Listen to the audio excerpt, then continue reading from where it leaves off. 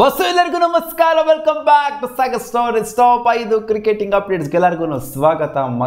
ಮೊದಲನೇ update, Virat Kohli after long time ಒಂದು ಪೋಸ್ಟ್ನ ಹಾಕಿದರೆ ಕ್ರಿಕೆಟ್ ರಿಲೇಟೆಡ್, ಅವರು ಆಡಿರೋ ಮ್ಯಾಚ್ಗಳ ರಿಲೇಟೆಡ್, ಅಂದರೆ ಇಂಡಿಯನ್ ಟೀಮ್ ರಿಲೇಟೆಡ್ ಆಗಿರ್ಬೋದು, RCB ರಿಲೇಟೆಡ್ ಆಗಿರ್ಬೋದು. ವಿರಾಟ್ ಕೊಹ್ಲಿ ಪೋಸ್ಟ್ ಹಾಕಿ ಜಮಾನೇ ಆಗೋಗ್ಬಿಡ್ತು. ಅವರ ಇನ್ಸ್ಟಾಗ್ರಾಮ್ ಅಕೌಂಟಲ್ಲಿ ಒಂದು ಪೋಸ್ಟ್ನ ಹಾಕಿದ್ರೆ ಬರೀ ಅಡ್ವರ್ಟೈಸು, ಸ್ಪಾನ್ಸರ್ಶಿಪ್ಪು, ಅದು ಇದು ಅದೇ ಪೋಸ್ಟ್ಗಳೇ ಬರ್ತಾಯಿತ್ತು. ಅದನ್ನು ಹಾಕ್ಬಿಟ್ಟು ಹೇಳಿದರೆ RCB ಟೀಮ್ನ ಹಾಕ್ಬಿಟ್ಟು ಹೇಳಿದರೆ, thank you once again to all the fans of RCB making us feel loved and appreciated as always ಅಂತ. ಸೊ RCB ಫ್ಯಾನ್ಸ್ಗಳಿಗೆ ಒಂಥರ ಕ್ರೆಡಿಟ್ ಕೊಟ್ಟಿದ್ದಾರೆ. ಯಾರ ಬಗ್ಗೆನೂ ಹಾಕಿದಂಥ ವಿರಾಟ್ ಕೊಹ್ಲಿ, ಅಂದರೆ ಕ್ರಿಕೆಟ್ ಬಗ್ಗೆನೇ ಮಾತಾಡಿದಂಥ ವಿರಾಟ್ ಕೊಹ್ಲಿ ಅವರ ಇನ್ಸ್ಟಾಗ್ರಾಮ್ ಹ್ಯಾಂಡಲಲ್ಲಿ ರೀಸೆಂಟಾಗಲ್ಲ ಅವರು ವರ್ಷದ ಮೇಲೆ ಆಯಿತು ಅಂತ ಕಾಣಿಸುತ್ತೆ. ಅವರು ಇನ್ಸ್ಟಾಗ್ರಾಮಲ್ಲಿ ಕ್ರಿಕೆಟ್ ಬಗ್ಗೆ ಹಾಕಿ, ಸೊ ವಿರಾಟ್ ಕೊಹ್ಲಿ RCB ಬಗ್ಗೆ ಹಾಕಿದ್ದಾರೆ ಅಂತಂದರೆ ಖುಷಿ ಆಗುತ್ತೆ. ಹಾಕಲೇಬೇಕು ಗುರು, ಎಲ್ಲ ವೆಯ್ಟ್ ಮಾಡ್ತಾಯಿದ್ರು ಫ್ಯಾನ್ಸ್ಗಳು. ವಿರಾಟ್ ಕೊಹ್ಲಿ ಏನು ಹೇಳ್ತಾರೆ ಅಂತ. ಸೊ ವಿರಾಟ್ ಕೊಹ್ಲಿ ಹೇಳಿದರೆ RCB ಫ್ಯಾನ್ಸ್ಗಳಿಗೆಲ್ಲ ಧನ್ಯವಾದಗಳು ಅಂತ. ಅಪ್ಡೇಟ್ ಬಿಟ್ಟು BCCI ಸೆಕ್ರೆಟರಿ ಜಯ್ ಶಾ ಒಂದು ಸ್ಟೇಟ್ಮೆಂಟ್ ಕೊಟ್ಟಿದ್ದಾರೆ. ರೀಸೆಂಟಾಗಂತೂ ಸಿಕ್ಕಾಪಟ್ಟೆ ಸೌಂಡ್ ಆಗ್ತಿತ್ತು. ರಿಕಿ ಪಾಂಟಿಂಗ್ ಆಗಿರ್ಬೋದು, ಜಸ್ಟಿನ್ ಲ್ಯಾಂಗರ್ ಆಗಿರ್ಬೋದು, ಆಮೇಲೆ ಸ್ಟೀಫನ್ ಫ್ಲೆಮಿಂಗ್ ಸಾರ್ ಆಗಿರ್ಬೋದು. ಸೊ ಇವ್ರಿಗೆಲ್ಲ ಅಪ್ರೋಚ್ ಮಾಡ್ತಾಯಿದೆ BCCI, ನೀವು ಕೋಚ್ ಆಗಿ ಬನ್ನಿ ನೆಕ್ಸ್ಟ್ ವರ್ಲ್ಡ್ ಕಪ್ಗೆಲ್ಲ ನೀವೇ ಕೋಚ್ ಆಗಿರಬೇಕು, ಅದು ಇದು ಅಂತ ಎಲ್ಲ ಆಲ್ಮೋಸ್ಟ್ ಎಷ್ಟೊಂದು 3-4 ಇಯರ್ಸ್ ಸ್ಪ್ಯಾನ್ ಇದೆಲ್ಲ, ಇದಕ್ಕೆ ನೀವೇ ಕೋಚ್ ಆಗಿರಬೇಕು ಅನ್ನೋ ಥರ ಕೇಳ್ಕೊಳ್ತಾ ಇದ್ದಾರೆ, ಬೇಡ್ಕೊಳ್ತಾ ಇದ್ದಾರೆ BCCI ಅವರು ಅನ್ನೋ ಥರ. ರಿಕಿ ಪಾಂಟಿಂಗ್ ಒಂದು ಸ್ಟೇಟ್ಮೆಂಟ್ ಆಗಿಕೊಡಿದ್ರು, ನನಗೆ ಕರೀತಾರೆ ಅಂತ, ಬಟ್ ನನಗೆ ಕೇರ್ ಅನ್ನಿಸ್ತಾ ಇಲ್ಲ, ನನಗೆ ಮಾಡಬೇಕು ಅಂತ ಅನ್ನಿಸ್ತಾ ಇಲ್ಲ ಕೋಚಿಂಗ್ನ ಅಂತ ಒಂಥರ ನಾನು ರಿಜೆಕ್ಟ್ ಮಾಡ್ತೀನಿ ಅನ್ನೋ ಥರ ಹೇಳಿದರು ರಿಕಿ ಪಾಂಟಿಂಗ್ ಅವರು. ಸೊ ಎಲ್ಲರೂ ಕೂಡ ಅದನ್ನೇ ಹೇಳ್ತಾ ಇದ್ದಾರೆ. ಫ್ಲೆಮಿಂಗ್ಸ್ ಅವರು ಕೂಡ ಅದನ್ನೇ ಹೇಳಿದರು. ಏನು ಇವ್ರಿಗೆ ಬಿಲ್ಡಪ್ ಹಾಕಂದ್ರೆ ಜೋರಾಗಿ ಇಲ್ಲಿ ಯಾರೂ ಅಪ್ರೋಚ್ ಮಾಡಿಲ್ಲ ಅಮ್ಮ, ನಾವು BCCI ಆಗಲಿ, ನಾನು ಸೆಕ್ರೆಟರಿ ಆಗಲಿ ಯಾವನು ಕೂಡ ಅಲ್ಲಿ ಅಪ್ರೋಚ್ ಮಾಡಿಲ್ಲ, ಅವ್ರಿಗೆ ಸುಮ್ಮನೆ ಏನೋ ಬುಳ್ಳೆ ಬಿಡ್ತಾ ಇದ್ದಾರೆ ಅವರು ಅನ್ನೋ ಥರ ಜಯ್ ಶಾ ಅವ್ರು ಒಂದು ಸ್ಟೇಟ್ಮೆಂಟ್ ಕೊಟ್ಟಿದ್ದಾರೆ. ಸೊ ಇಲ್ಲಿ ಯಾರು ಅಪ್ರೋಚ್ ಮಾಡಿದ್ರು, ಯಾರು ಅಪ್ರೋಚ್ ಮಾಡಲಿಲ್ಲ, ನಮಗಂತೂ ಗೊತ್ತಿರೋ ಒಳಗಡೆ ಏನೇನಾಗಿದೆ ಅಂತ. ಒಟ್ಟಿನಲ್ಲಿ ಕ್ಲಾಶ್ ಅಂತೂ ಆಗಿದೆ. ರಿಕಿ ಪಾಂಟಿಂಗ್ ಅವ್ರು ಹೇಳ್ತಿರೋದು ಸುಳ್ಳು ಅನ್ನೋ ಥರ ಜಯ್ ಶಾ ಅವರು ಹೇಳಿದ್ದಾರೆ. ಅಪ್ಡೇಟ್ ಬರ್ತೀರಿ, Michael wagon has given a statement on RCB ಮ್ಯಾನೇಜ್ಮೆಂಟ್ಗೆ ಒಂದು DNA, ಒಂದು ಸ್ಟ್ರಕ್ಚರು ಅನ್ನೋದು ಇಲ್ಲ, ಹೆಂಗೆ ಗೆಲ್ಲಬೇಕು ಅವರ ಹೋಮ್ ವೆನ್ಯೂಲಿ ಅನ್ನೋಂಥದ್ದನ್ನ ಹೇಳಿದ್ದಾರೆ. ಸೊ ಅದು ರಿಯಾಲಿಟಿ ಕೂಡ ಹೌದು. ಹೋಮ್ ವೆನ್ಯೂಲಿ ನಾವು ಜಾಸ್ತಿ ಮ್ಯಾಚಸ್ನ ಗೆದ್ದಿಲ್ಲ, ಬಟ್ ಈ ಟೈಮ್ ಸ್ವಲ್ಪ ಪರವಾಗಿಲ್ಲ, ಚೆನ್ನಾಗೇ ಆಡಿದ್ವಿ ಲೇಟರ್ ಆನ್.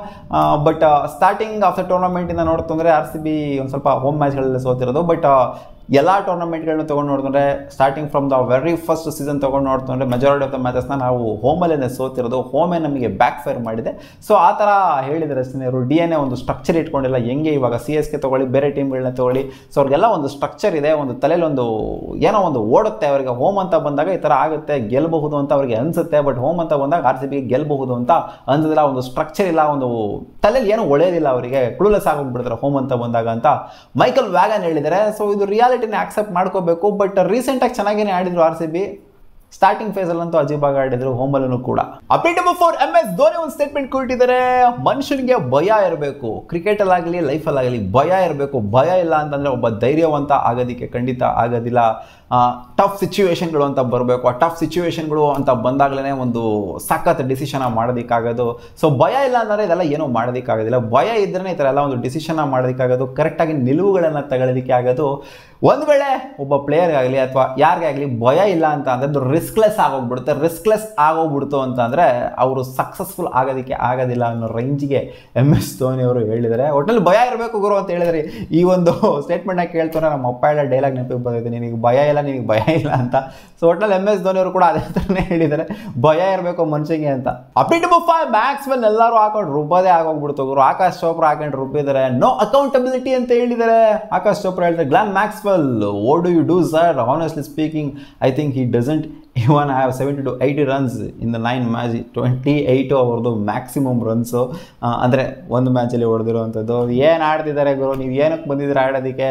ನಿಮ್ಮಿಂದನೇ ಈ ಥರ ಆಗೋಗ್ಬಿಡ್ತಲ್ಲ ಟೂರ್ನಮೆಂಟೇ RCB ಈಚೆ ಬರೋ ಥರ ಆಗೋಗ್ಬಿಡ್ತಲ್ಲ.